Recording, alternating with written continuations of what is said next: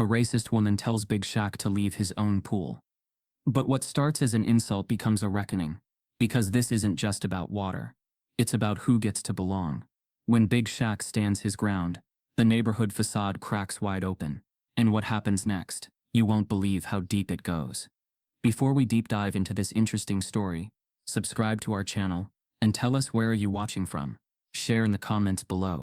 The sky above Riverview Grove was a soft watercolor wash of morning blues and blush pink streaks. The kind of sky that made people believe in peace before the noise of the world kicked in. Birds floated through warm air, unbothered by gates or alarms, and the air smelled faintly of gardenia and freshly watered lawns. It was a Tuesday that looked like a promise. Shaquille O'Neal, known in quieter circles of the neighborhood as just Mr. O'Neal, and to the rest of the world as Big Shaq, stood barefoot on the edge of his pool, towel draped around his shoulders, head bowed slightly as if in prayer.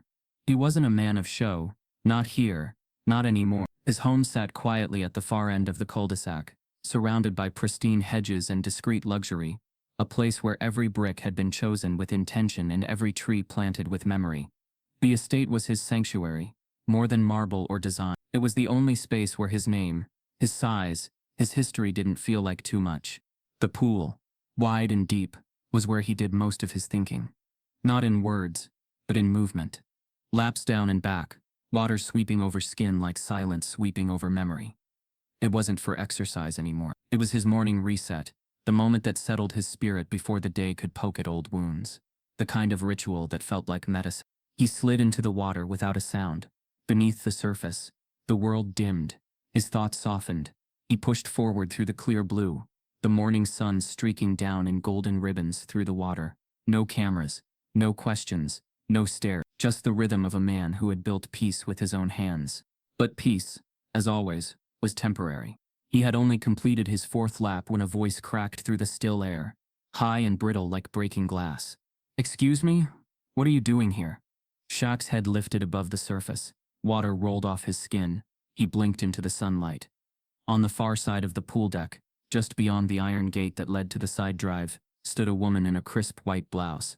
Her sunglasses pushed up into her perfectly styled blonde hair. Her lips were tight, her expression even tighter.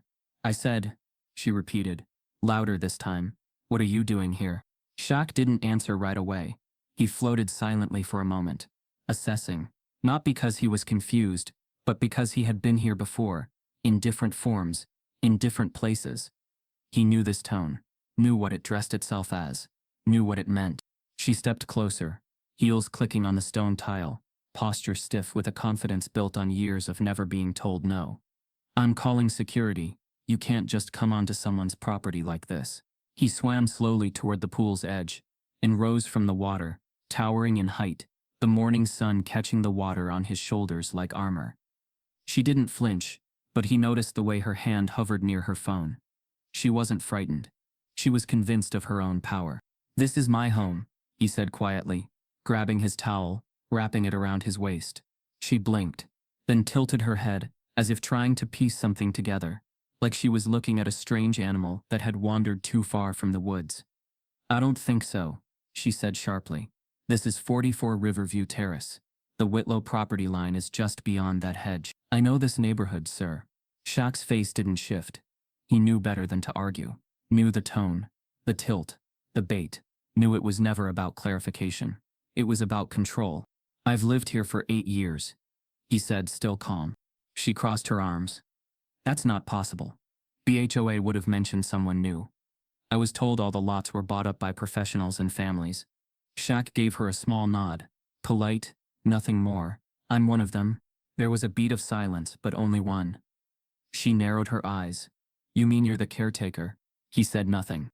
"I don't care what your arrangement is," she continued, stepping closer again, lowering her voice like she was trying to sound understanding now. "But you can't just use the facilities if the owners aren't home. I'm going to have to report this." He didn't speak, just looked at her. Not out of shock, but of choice. Silence was power in moments like this. It made her uncomfortable, made her doubt. "I'm Charlene Whitlow," she finally added, as if her name was supposed to mean something, as if it should unlock a different reaction. Shaq nodded again, then turned back toward the house. "You need to leave," she said sharply. "Now." But he didn't. He simply walked across the patio, slow and measured, water dripping onto stone, his back straight, not in defiance, in peace. By the time the side door closed behind him, she was still standing there, lips parted, arms folded so tight it looked like she was trying to keep her anger from spilling over. Inside the house, the air was cooler, calmer. The hallway smelled of cedar and linen. He moved through it slowly, towel still wrapped around him, the quiet pressing against his temples. This wasn't new. He dealt with more venom than that in locker rooms, boardrooms, arenas. But this was different, because this was home. He poured himself a glass of water and sat at the breakfast nook, staring out through the wide windows at the pool that had moments ago offered him solitude and now felt slightly haunted. Why had she been so sure of herself? So quick to dismiss, to assume, to dictate. He didn't need an answer. He already knew. This wasn't about him personally. This was about presence, about what it meant for someone like him to take up that kind of space in this kind of neighborhood. The real question wasn't why she'd done it. The real question was, what came next? And as if the world were listening, his phone buzzed. A text from Tobias, his property manager, and longtime friend. "Bro, you just get into it with someone by the pool? Just got a weird call from security. Said someone filed a trespassing concern. Want me to swing by?" Shaq's thumb hovered over the screen. He didn't type a response right away. He knew how these things could snowball. And he knew Charlene Whitlow wasn't just someone with sharp opinions. The way she moved, the way she assumed command, this wasn't the first time she'd played this game. He finally texted back, "No need. All good. Just a misunderstanding." But it wasn't all good, and it wasn't just a misunderstanding. Later that afternoon, while walking to the mailbox at the end of his long curved drive, he noticed something strange. His nameplate, the simple bronze plaque that sat atop the brick post, was scratched, not gouged, just scraped, faint, deliberate. You wouldn't notice it unless you looked close. Inside the mailbox, among real estate brochures and subscription magazines, sat a thin envelope, unmarked. He opened it carefully. Inside was a single sheet of paper, printed in bold font, HOA complaint form violation, unauthorized use of recreational space. No sender, no signature, no mistake. Shaq stood there for a long moment, the late afternoon sun burning hotter than it had that morning, heat pressing down like an invisible weight. The breeze didn't move. The street was too quiet. The kind of silence that didn't feel peaceful anymore. The kind that warned. And just then, the sprinkler system clicked on, the gentle hiss of water hitting hedges, trying to drown out the weight of what he was feeling. Shaq folded the paper, slid it into his back pocket, and turned to head back inside. His walk was slow, steady, thoughtful. He wasn't angry. Not yet. But something had shifted in the air, and whatever came next, he knew it wouldn't be quiet. Shaq stood up slowly, eyes scanning the quiet street beyond. No movement, no footsteps, no figures in windows. Just the oppressive hum of a neighborhood pretending to be asleep. He didn't call anyone, didn't file a report. Instead, he walked back into the house, sat at his kitchen island, and let the weight of the day fold over him. Not in fear, but in clarity. This wasn't about a mistake. Charlene hadn't made an assumption. She'd made a move, and someone else had followed up. People love to pretend like racism was something overt, something loud, something you could hear, or record, or drag onto the news. But the real kind? The kind that lived in places like Riverview Grove? That was the kind you couldn't always point to. The kind that smiled at you in the morning, and filed complaints about you at night. The kind that used power without fingerprint. Shaq thought back to earlier, that year when he attended a fundraiser for a local mentorship program. He'd spoken on stage about ownership, about building space, not just entering it, about what it meant to belong on paper versus what it meant to belong in presence. And he remembered the polite clapping, the tight smiles, the questions afterward that didn't really ask anything, just circled around his message like people circling a flame they weren't ready to touch. Charlene was exactly that kind of person. He Googled her that night, not out of paranoia, but to verify what his instincts already told him. Charlene Whitlow wasn't new money. She was old connections. Her husband was a real estate broker, tied into political circles. She'd chaired PTA boards, donated to city council campaigns, and served as the community liaison on half a dozen projects. She wasn't just a neighbor. She was infrastructure. and Shaq had seen enough systems to know when one of them had marked him. The next morning, he found 2 letters on his doorstep. One was from the HOA, citing a complaint of unauthorized pool use after hours. The second was a maintenance notice, suggesting that his front hedges were overgrown and encroaching on shared sidewalk space. They were crisp, official, signed by someone he'd never met. Just like that, the slow tightening began. The squeeze that starts with forms and ends with force. But Shaq didn't flinch. He didn't react publicly. He didn't post online. Instead, he began to document. Not out of fear, out of preparation. The kind of calm that comes when a man knows he's being hunted and chooses to study the hunter before moving. That week, his routine changed. No more evening swims, no lights left on past 10. A new passcode installed on the rear gate. Tobias was brought in for a full inspection of the security grid, and every interaction Shaq had in the neighborhood, from the barista at the cafe down the street to the mailman's brief eye contact, was logged. Not with paranoia, with precision. People didn't greet him the same anymore. They didn't ask about the youth programs. They didn't invite him to community meetings. The smiles were still there, but thinner. The tone of hello carried something new in it. Uncertainty, hesitation, distance. It was as if everyone had been given a script, and they weren't quite sure which version they were supposed to perform, and so they chose silence. But Shaq had lived too long, moved through too many rooms, to not recognize when a community had turned into a theater. He remembered Lucille once telling him, "They love what you do until it makes them feel small. Then they start pretending they never knew you."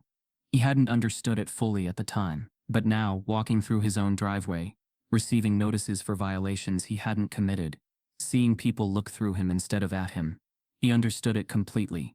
He was still the same man. Still hosting fundraisers. Still funding scholarships. Still signing basketballs for kids who waved from across the street. But now he was also the man who had dared to exist, in full, in his own space, on his own terms, and that was unforgivable to some. The irony was cruel. For years, people had praised his humility, called him a gentle giant, said he was the kind of celebrity you wanted next door. But when he wasn't performing, when he was just present, the praise faded, the compliments turned into questions, the appreciation turned into suspicion. The man they used to quote. The man they posed with for Christmas flyers. The man they called neighbor in Facebook groups. He hadn't changed. But now, they pretended not to know him at all. And that, Shaq realized, was the most calculated thing of all. The morning mail came later than usual. Not by much, maybe 15-20 minutes, but in Riverview Grove, where everything ran like a windless clock, even a small shift in routine felt deliberate. Shaq noticed it the moment he stepped onto his front porch. The mailbox sat slightly ajar, flag down, and a single manila envelope peeked out, tucked between glossy landscaping catalogs and a coupon book he never used. He didn't rush to open it. Experience had taught him that envelopes like this rarely delivered anything good. The kind of envelope that didn't hold words. It held messages. Back inside, he set it on the kitchen island, beside a bowl of fruit no one touched, and a stack of sports memorabilia requests he had yet to sign. The envelope stared back at him, plain but imposing. When he finally peeled the seal, what unfolded was predictable, but still heavy. Notice of code violation. Issued by Riverview Grove HOA Compliance Division. Violation categories: pool safety compliance, after-hours amenity use, landscape uniformity, noise disturbance. Date filed. Shaq read it once, then again, slower. The language was vague but pointed. Unspecified disturbances, apparent breaches, resident concern filed anonymously. 4 violations in one sitting, all related to behavior that either never occurred or had been twisted into convenient accusations. The HOA hadn't contacted him for clarification. They had issued judgment straight out the gate. The kicker was the list of signatures at the bottom. 12 names in faint blue ink. Neighbors. People who had once waved at him from across the cul-de-sac. Folks who had attended his 4th of July cookout the year before. Smiles exchanged at the dog park. A "hey big man" at the gas station. Now they were just 12 silent hands agreeing that he didn't quite fit the shape of the neighborhood anymore. It was the White Fence Committee, in full force. Not the one in the brochure, the metaphorical one. The kind that didn't knock on doors or shout slurs. The kind that called meetings behind closed blinds. the kind that weaponized courtesy, the kind that smiled while drawing lines. By noon, Tobias had confirmed what Shaq already suspected. Charlene Whitlow had officially been instated as president of the HOA just 2 weeks prior. Unanimous vote. Quiet transition. No community email. No public agenda. Just a shift of power behind soft-spoken curtains. Shaq remembered the last HOA meeting he attended, maybe 8 months back. He had shown up early, brought donuts, sat quietly through the discussions about sprinkler schedules and mailbox paint colors. He had volunteered to sponsor a community cleanup day, even offered to cover supplies. Nobody objected. But nobody remembered either. Because presence wasn't the same as participation when the system had already decided what you were. Charlene's leadership changed everything.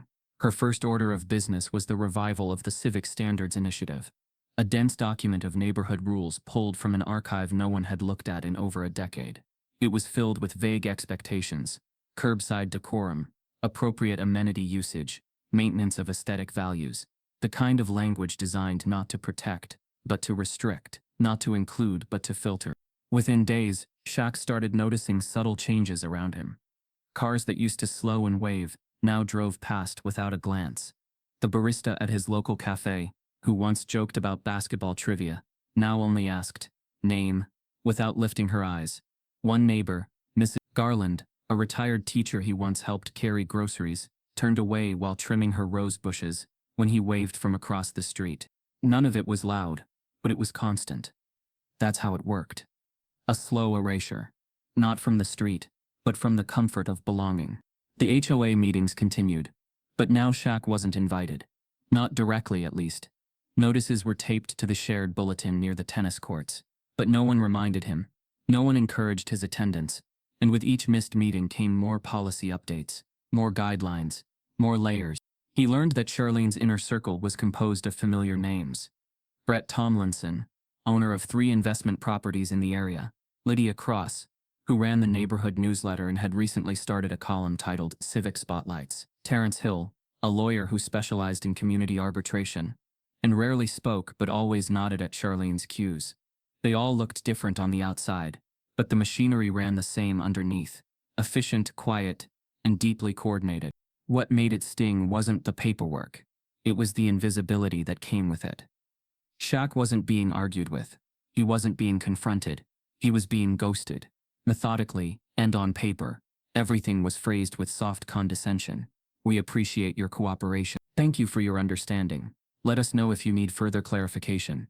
The kind of language that made you feel like resisting, was overreacting. He knew exactly what was happening. This wasn't about pool rules. It wasn't about lawn height or noise complaints.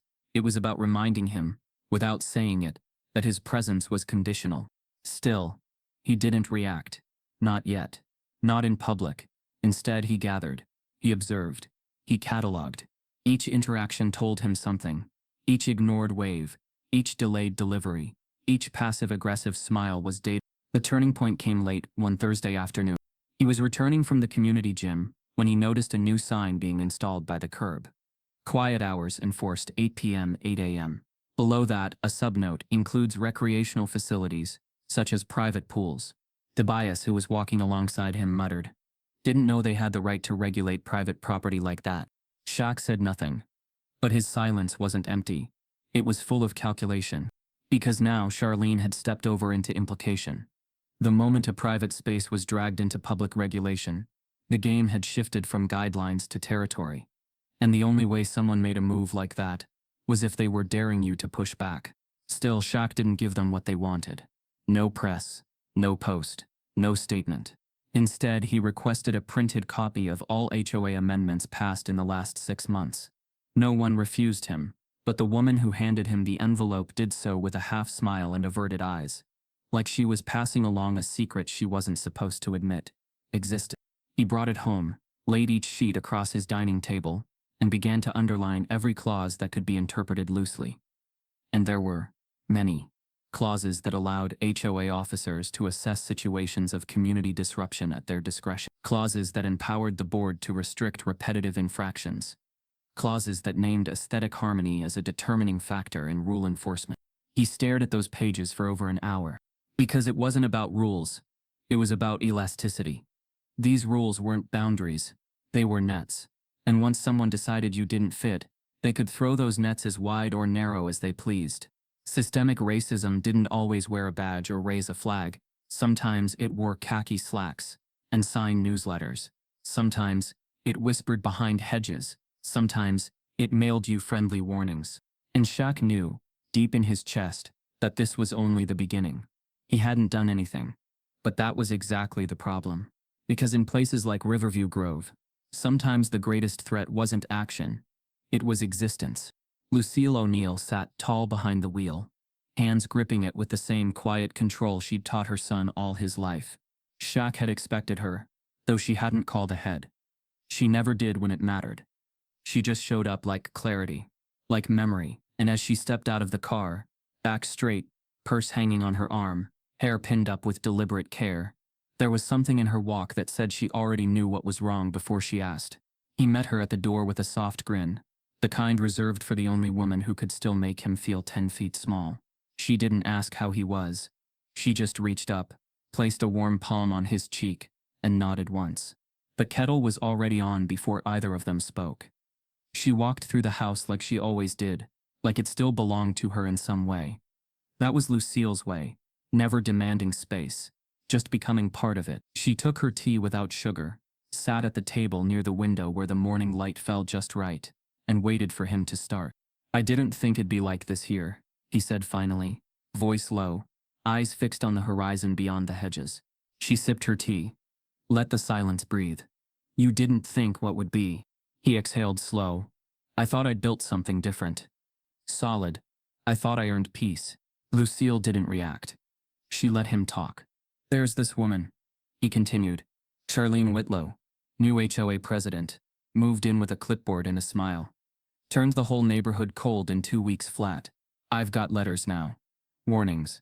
Violations that don't even make sense.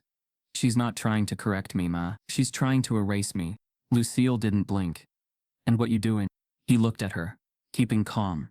"You mad?" He paused. "Not yet. But I'm close." She nodded again, the way she did when she wasn't judging, but weighing. "You remember Lakeview?" she asked, eyes still on the sunlit trees outside. Shaq's brow furrowed. "The apartment?" She smiled faintly. "You was 12.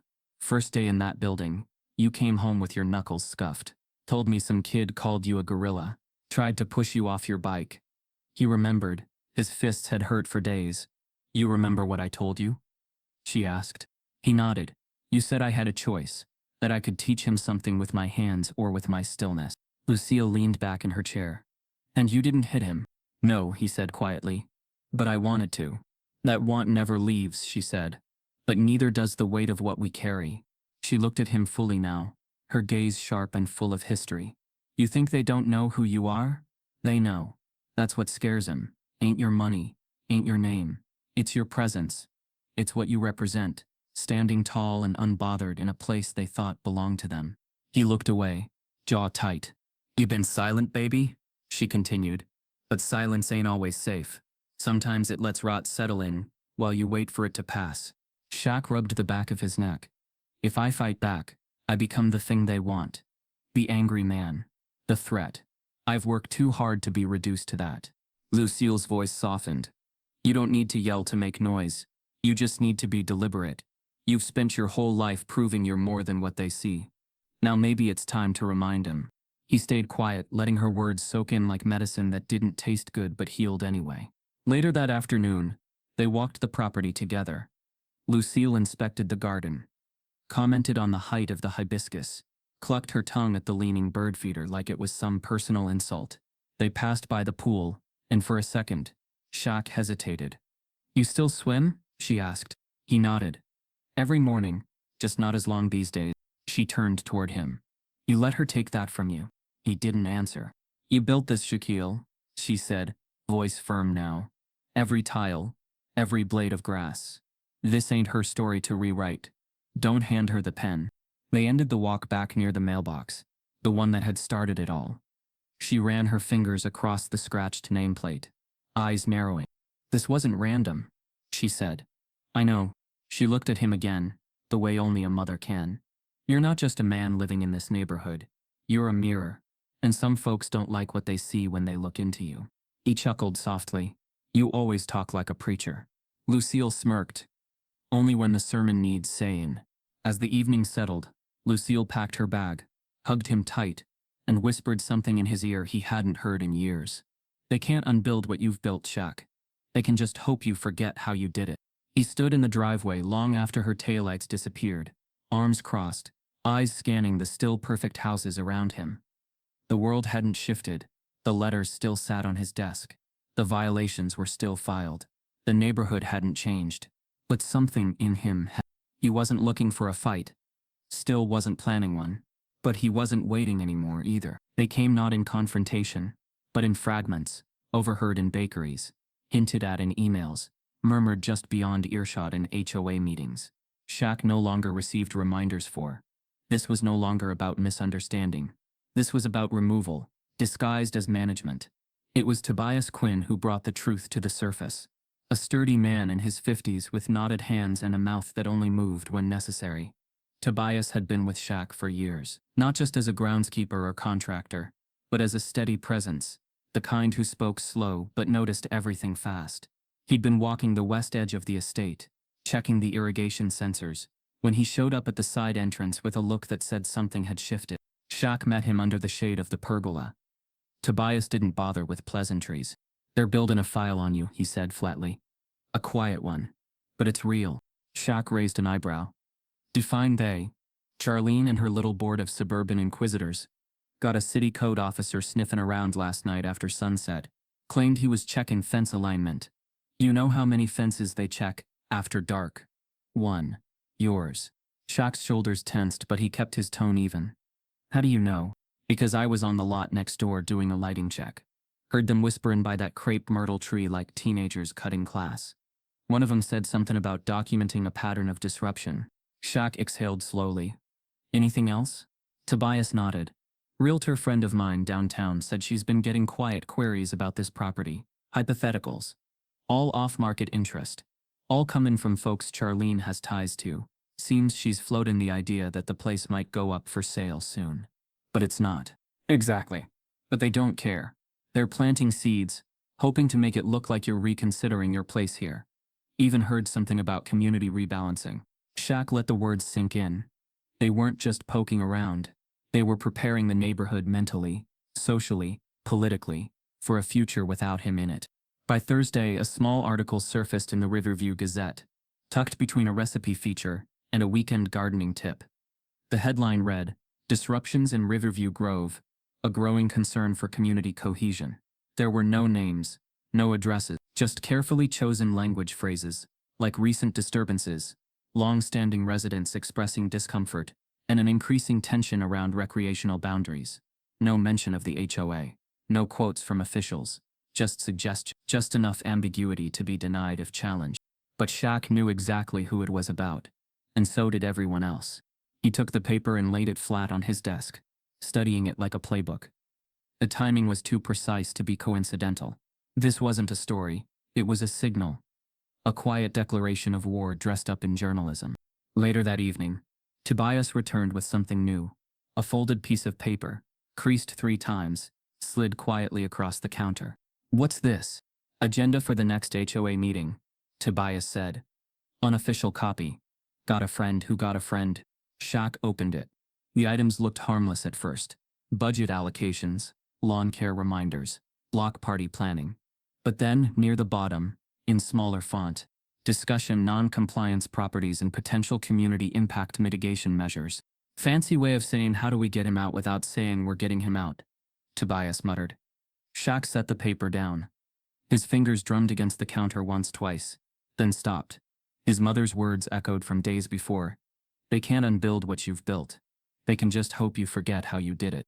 Tobias poured himself a glass of water. You gonna say something? Make a statement? Not yet.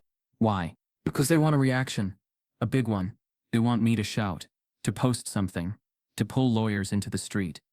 If I do that, I confirm everything they're trying to paint me as. The problem, the disturbance. But if I don't, I stay unpredictable. Tobias studied him for a long moment. Then nodded. That's chess. But they're playing go. I know, Shaq said. But I've been watched since I was 12 years old. I know how to stay still longer than they know how to stare. Over the next week, things escalated in ways that didn't make headlines, but cut deep. One of Shaq's deliveries was accidentally rerouted. A landscaping permit was delayed with no explanation. The trash collection for his block skipped 2 pickups in a row. When he emailed the city, he received polite, empty apologies. And each night, more cars slowed outside his gates. SUVs with tinted windows that stayed just long enough to seem curious, but not long enough to be questioned. He walked his property with new eyes. Every corner, every sensor, every shrub became part of a map he was slowly redrawing. He wasn't paranoid, he was methodical, because if they were documenting him, he'd do the same. He began logging everything: dates, times, anomalies. He recorded phone calls, saved emails, archived every HOA notice, not for revenge, for evidence. Because eventually stories crumble under their own weight. You just have to keep standing long enough for the fall. And through it all, he said nothing publicly. No interview. No online post. No legal action. Not yet. But he began to prepare. Quietly. Intentionally. Because he knew what Tobias knew. What his mother had reminded him of. What every black man who had ever stood too tall in the wrong room learns early. They weren't just trying to push him. They were trying to erase him. The envelope was plain white, unmarked, and sealed at the flap with a single strip of clear tape. No postage, no return address. Just sitting there in the mailbox like it had always belonged, nestled between a home decor catalog and a coupon flyer for window replacements. Shaq's hand paused over it for a beat, instincts prickling. It wasn't just the absence of labeling. It was the stillness of it. Like something waiting to be opened, not sent. He took it inside without ceremony, set it on the kitchen island, and stood over it for several minutes before peeling it open. Inside was a small black flash drive. No note, no label. Just silence in physical form. He slid it into the side port of his laptop, hesitating only for a second. The screen blinked. A single file appeared. Cam423.no audio. No audio. No metadata. Just a 2-minute clip with a timestamp burned into the lower corner. The footage opened to grainy black and white stillness. A fixed-angle shot from what looked like a tree-mounted security camera facing the back of his property. Shaq squinted as he fast-forwarded through the first 10 seconds. Empty pool, dim light, nothing out of place.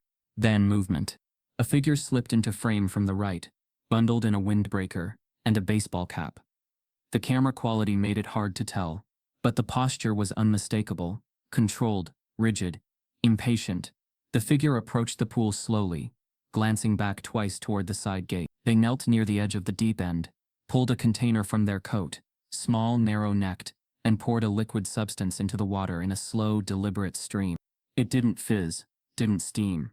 But within seconds, the pool's surface changed, darkened at the pore site, like ink bleeding into paper. The figure capped the container, stuffed it back into the coat, and disappeared off-screen the same way they came. Shaq rewound the footage, watched it again. Slower. It was the walk, the tilt of the head, the calm entitlement in the way the figure moved, unhurried and confident. Charlene Whitlow. Even in grayscale and obscured under a cap. He knew by how she carried herself, how she scanned her surroundings like someone doing something they didn't fear being caught for. It wasn't her first time doing something like this, but it might have been the first time someone caught her. He ejected the flash drive and sat back in his chair, fingers steepled, heart not racing but slow and cold. There was no audio, no face, no fingerprints. Not enough for law enforcement, not enough to trigger liability, but enough for him. He checked the pool an hour later. On surface looked clean, still, but he knew what he'd seen. That footage was 4 days old. He hadn't been in the water since Monday. The strange metallic tint he noticed near the steps on Wednesday, he'd dismissed it. The faint discoloration on the limestone edge, Tobias had chalked it up to age. But now, he walked the perimeter of the pool slowly, pausing near the deep end. The faintest line of etched discoloration stretched along the stone lip, like a chemical burn dragged by a slow pour. It wasn't a spill, it was intentional. Not destructive enough to damage the pool's function, but just enough to mar its perfection. It was a message. He stared at the water for a long time, trying to imagine what Charlene had been thinking in that moment. Was she angry? No. She didn't operate from anger. She operated from certainty. She believed she was right, that he didn't belong, that he'd taken up space someone else was owed, that he was the exception to be corrected. But this wasn't about the pool. This was about power. This was about proving that she could reach him even in his sanctuary, that she could stain something he'd built without leaving a trace. And if she could do that, what else could she influence? He didn't tell Tobias right away. Didn't text Miara. Didn't call Lucille. He needed to sit with it first, let the facts form a shape before emotion could interrupt them. That was how he'd survived all these years, by not letting people drag him into their timing. Instead, he reviewed the footage 3 more times, not looking for evidence, looking for gaps. Was someone else involved? Was this part of a larger plan? Or was this just her taking a shot because she felt invincible? On the 4th viewing, he paused at a frame near the end, a faint figure reflected in the pool's surface. Just for a second. Another person? Or just a trick of light? He enhanced the frame as best he could. The reflection didn't match Charlene's outline. This was someone taller, standing farther back, near the fence line. Someone had been watching her. Someone who had sent him the drive. That changed everything. This wasn't just sabotage. This was surveillance. And whoever recorded it wanted him to know what was happening, but not why. The message wasn't Charlene did this. The message was you're not alone in this. And maybe, they are watching too. Shaq closed the laptop and stood at the window, eyes scanning the tree line. Somewhere out there was a second player. Maybe a neighbor who didn't approve. Maybe someone Charlene had crossed before. Maybe someone who didn't want to speak, but wanted him to act. Still, he didn't go public. Not with the footage, not with accusations, not with speculation. He didn't give her the war she wanted. Instead, he made quiet moves. He replaced the security lights on the back perimeter with motion-activated infrared sensors, installed a second layer of encrypted cloud backups for all camera feeds, hired a private technician to sweep the property for additional surveillance. His or someone else's. He had the pool professionally drained and cleaned, citing seasonal maintenance. No one questioned it. He made no mention of chemicals, no mention of footage, just smiled politely when neighbors passed and said things like, "Hope the filters are holding up," with that saccharine tone that meant they already knew something had happened. Shaq gave them nothing. But inside, something sharpened. Because now it was personal. Not because of the pool. Not because of the footage. But because someone had crossed the boundary between policy and presence. Between intimidation and invasion. Charlene had stepped past HOA memos and complaint forms. She had tried to stain something sacred. And yet Shaq still didn't strike back. Not yet. Because she had crossed the line. But he wasn't the one on it anymore. She was. The envelope was thick. Its weight deliberate. Cream-colored cardstock trimmed in soft gold foil. Sealed with a wax press that bore a custom emblem. A phoenix rising from water. It wasn't showy. It was elegant. Tasteful. Intentional. It slid into mailboxes across Riverview Grove. On a Wednesday morning that smelled like fresh-cut grass and quiet tension. Inside, each envelope held a single folded card, embossed with neat black lettering. You are warmly invited to a community celebration. Juneteenth at the O'Neill Estate. Saturday, June 19th. 2 p.m. Food, music, legacy, unity. All are welcome. No lengthy explanations. No speeches. No sponsors. Just a gesture. One simple, undeniable invitation extended to every resident in the neighborhood. Every ally. Every observer, every signature on the HOA letters. Even Charlene Whitlow. Especially Charlene Whitlow. Shaq had spent a week preparing for it. Not with headlines or hashtags, but with planning sheets and quiet decisions. He brought in vendors from the local Black business collective, hired caterers who specialized in Southern cuisine, passed down through generations, booked a jazz trio, invited 3 speakers, a civil rights professor, a youth activist, and a local pastor whose sermons walked the line between gospel and poetry. Every element curated to carry one message, layered beneath celebration. We are here. We have always been here. Tobias had been skeptical at first. He'd watched the neighborhood tighten like a fist since Charlene's reign began. Seen smiles disappear, waves withheld, subtle slights turn into coordinated silences. He couldn't understand why Shaq would give them music when they handed him grief. But Shaq didn't see it that way. This isn't for them, he told Tobias one night, while stringing lights along the poolside pergola. It's for the truth. You don't fight shadows by yelling at them. You turn the lights on. And on the morning of June 19th, the lights were on. The estate grounds transformed. Lush green space opened, with sun-kissed tables, dressed in linen, each place setting folded with a card that read, "Freedom is a legacy, not a request." Children's laughter echoed from the game station set near the tennis court. The pool sparkled, newly cleaned, unmoved by the scandal that had tried to stain it weeks before. Barbecue smoke floated up like incense. Soulful music threaded the air like memory. By 1:30 p.m., the first guests arrived.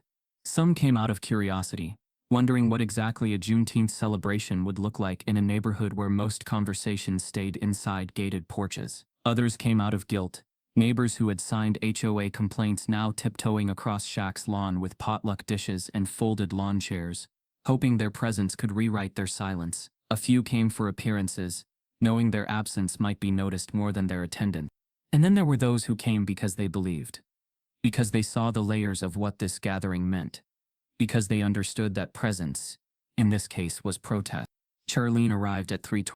She wore white linen pants, a pearl-button blouse, and sunglasses far too large for the late afternoon light. Her walk was slow, controlled, her smile stiff. No one greeted her at the gate. She needed no invitation beyond the one she had already received, just like everyone else. She stepped onto the property like it offended her. Shaq noticed her from across the lawn, but didn't approach. He didn't need to. This was his house, his event, his moment, and her arrival didn't command the stage. It highlighted it. Charlene floated near the refreshment table for 10 minutes before settling into a seat under a shaded umbrella. She said little, smiled at nothing, watched everything. The speeches began at 4 p.m. sharp. First came Dr. Ileana Royce, who spoke on the roots of Juneteenth, not as a footnote in history, but as a wound that healed without forgetting the scar. She spoke of freedom not granted, but delayed, of voices smothered not with hands but with laws. Next came Davon Willis, barely 23, with fire behind his calm eyes. He talked about growing up knowing the names of people who had never met justice, about how it felt to walk through places that welcomed your money but not your presence, and about what it meant to stand in spaces that once felt unwelcoming and make them yours anyway. The final speaker was Reverend Melvin Locke. He didn't read from notes. He spoke from his chest. "Grace ain't weakness," he said, voice resonating across the yard. "And kindness don't mean submission. There is no louder protest than joy that refuses to be stolen. There is no sharper weapon than dignity under fire." The audience stood in quiet applause, not forced, not performative, but honest. Even those who didn't understand it fully could feel its weight. Shaq never took the mic. He didn't need to. His presence, hosting, welcoming, unwavering, was the message. His estate, so long treated as a target, had become a platform. His pool, once poisoned in secret, now sparkled in full view. The whispers had been answered not with press conferences or lawsuits, but with open gates and open hands. Charlene remained seated throughout. She clapped, once or twice, hands barely meeting. She sipped sparkling water without making conversation. She didn't leave early, but she didn't linger either. At exactly 5:07 p.m., she rose, nodded to no one in particular, and walked out the same gate she'd entered through. Shaq watched her go, not with triumph, with understanding, because this wasn't the end of her moves. People like her didn't surrender. They recalibrated, but now she'd been seen, not exposed, not destroyed, just revealed. And once truth is visible, it becomes harder to weaponize shadows. As dusk rolled in, the celebration softened. Candles replaced sunlight. Music slowed. Stories took over. Elders told tales. Children danced. And somewhere in the middle of it, Shaq stood beneath the pergola, watching it all. This wasn't just a party. It was a declaration. And without raising his voice, without filing a report, without so much as a raised eyebrow, he had answered every act of cruelty with something louder. Kindness. The kind that demanded nothing, yet said everything. The kind that turned a fence line into a gathering place. The kind that told every neighbor, especially the ones pretending not to see, that he wasn't going anywhere. The jazz trio played a mellow, almost spiritual version of Lift Every Voice and Sing, and the laughter of children echoed from somewhere near the driveway, where chalk drawings now decorated the pavement. The event was winding down, but something in the air still hung unfinished. like a note waiting to be resolved. That's when Shaq stepped onto the low platform near the pergola. Not a stage, not elevated enough to feel distant, just enough to make him seen. He didn't wave or call for attention. He didn't tap a mic or clear his throat. He just stood there. And slowly the sound dimmed. People turned without being asked. Conversations softened into quiet. Even the kids took notice, wandering closer to their parents, as if drawn by an invisible pull. No one told them to listen. They just did. Shaq looked out at the crowd, not as a celebrity, not as an icon, but as a man in his own backyard, facing the same community that had not long ago tried to shrink him. He didn't hold notes. He didn't prepare remarks. He just began. When I was 8 years old, he said, a neighbor told me I'd never own anything nice, not because I was poor, but because I was. A few heads tilted. Some eyes blinked, adjusting to the tone. I remember standing there holding a basketball that was too big for my hands, thinking, why not? Why not me? He smiled faintly, not with pride, but with reflection. Fast forward. I gotta play the game. I gotta travel. I gotta earn more than that neighbor could have ever imagined. But I didn't buy this house for revenge. I didn't build this place to prove anything. I built it to breathe. There was stillness in the yard now, the kind that follows when someone begins saying things people didn't know they needed to hear. This pool, he continued, turning slightly to glance back at it. It's not just a pool, it's peace. It's the sound of silence when the world gets loud. It's where I come to float, to think, to remember who I am, when the cameras are off and the world stops asking for something. His voice didn't rise. It sank into the soil, into the silence, into the hearts of the people, listening. There's been talk lately, whispers, complaints, forms with boxes checked, and signatures I used to call friends. Some of you probably wondered if I'd sell, if I'd slip away quietly, if I'd get tired of the subtle messages and coded language. He paused. But I'm still here. There was a slight murmur of agreement from one corner of the yard, not loud, just a ripple of support that carried weight. I'm still here because my grandmother marched so I could walk into a bank. Because my mother prayed over houses she couldn't afford, so I could afford one, without fear. Because my daughter deserves to see that peace doesn't mean silence. It means standing where you belong without asking permission. The crowd was frozen now, not in fear, but in reverence. I didn't invite you all here to guilt you, or accuse you, or even teach you. I invited you here to show you something. That there's another way, that you can respond to exclusion with inclusion, to fear with openness, to shadows with light. He scanned the crowd once more, and when his gaze passed over Charlene, seated near the back under a navy umbrella, he didn't linger. He didn't name her. He didn't need to. Her presence was already addressed in his calm, in his grace, in his refusal to indict her by name, while letting the entire truth unfold in plain sight. I've made mistakes, he said.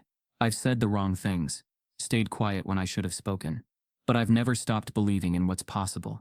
I've never stopped believing in us neighbors, community, family, even when it gets hard. He let that hang for a moment. Legacy isn't something you build alone. It's not walls or fences or gates. It's what people feel when they stand in your space. And I want this place, this home, to feel like it belongs to history. Not hostility. A single hand clapped. Then another. Then the sound swelled, soft at first, then louder, rising not like a cheer but like gratitude unfolding. Some clapped because they agreed. Some clapped because they were ashamed. Some clapped because for the first time they saw the weight he'd been carrying, not as a man with wealth but as a man navigating a battlefield without bullets. As the applause faded, Shaq stepped down quietly, the same way he'd come up. He didn't wave, didn't bow. He just nodded once, and returned to the edge of the pool, where Lucille now sat, her eyes misted, a knowing smile pressed tight between memory and pride. Charlene stood 5 minutes later. She didn't speak to anyone.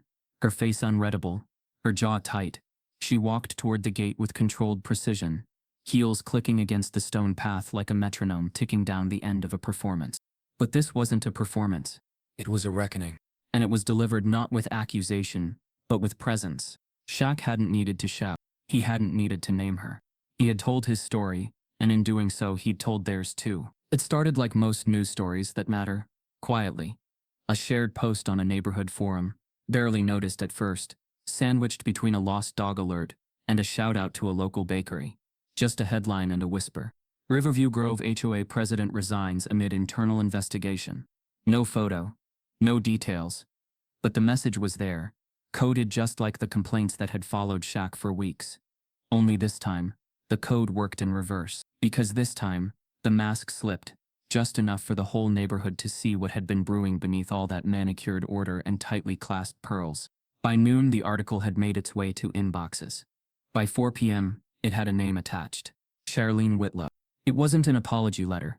It wasn't a statement of reflection. It was a procedural notice, issued by the city's housing office, confirming receipt of a whistleblower complaint involving inconsistencies in financial reporting, misappropriation of HOA funds, and unauthorized reallocation of budgetary resources.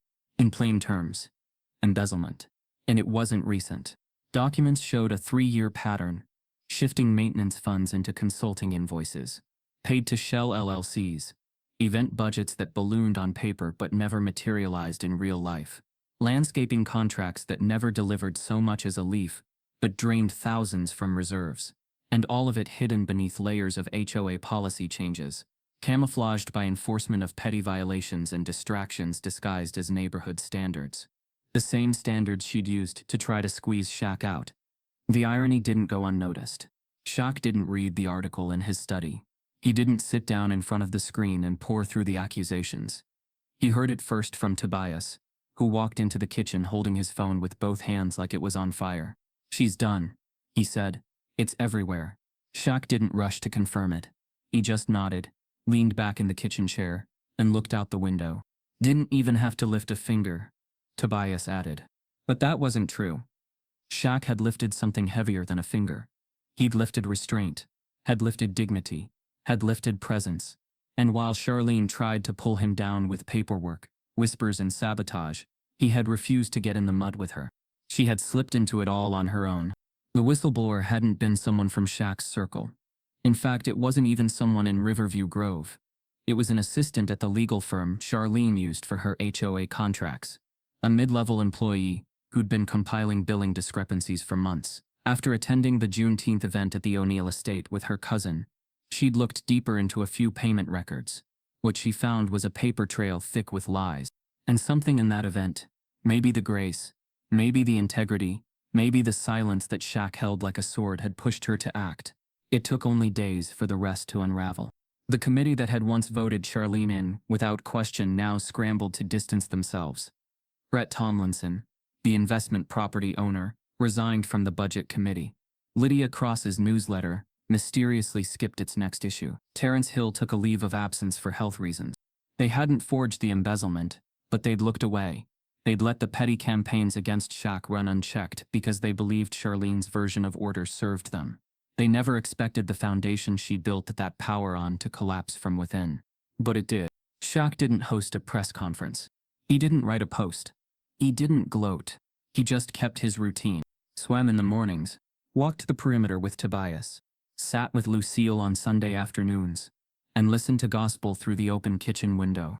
The neighbors who once avoided eye contact now lingered too long at the curb, offering awkward half-waves, tentative greetings, small talk delivered like confession. Some tried to speak of it directly. "Crazy what happened, huh?" one man said, jogging past the front gate with forced familiarity. Shaq simply smiled. "Hope it brings some clarity." And it did. Not because the HOA structure had changed, not because every trace of bias vanished overnight, but because the illusion that power equals righteousness had been shattered. And once it breaks, you can't unsee the cracks. For many in the neighborhood, the scandal forced reflection. For some, it bred resentment. But for a few, it sparked respect. One evening, a handwritten note arrived on Shaq's doorstep. No name, just a few lines, penned in sharp cursive. "I judged you because I was told to. I let fear shape my assumptions. You never raised your voice, and yet you taught me everything I needed to learn. Thank you." Shaq read it once, then folded it into the back cover of his journal. He didn't need to know who wrote it. He already knew the message. Charlene's downfall wasn't just a consequence of her greed. It was a mirror turned back on a system that had protected her long enough to believe she was untouchable. But dignity has a gravity to it. When held long enough, it reveals everything built without it. And now the neighborhood watched as the woman who tried to define order became the example of corruption. Shaq didn't dance on the ruins. He just stayed where he was, unshaken. Because sometimes, when you refuse to move, the lies crumble on their own. The morning unfolded gently, as if the sky itself had exhaled after holding its breath too long.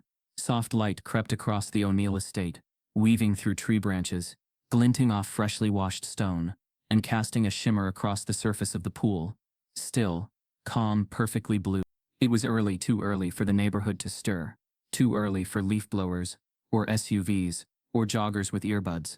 But inside the gates, life moved with purpose. Lucille sat on the patio, wrapped in her favorite sweater, a mug of tea cradled in both hands like scripture. Her eyes scanned the horizon, but her spirit looked inward. Mira moved effortlessly through the pool, her strokes clean, strong, quiet. The water parted for her like it knew her name. This wasn't training, this wasn't performance.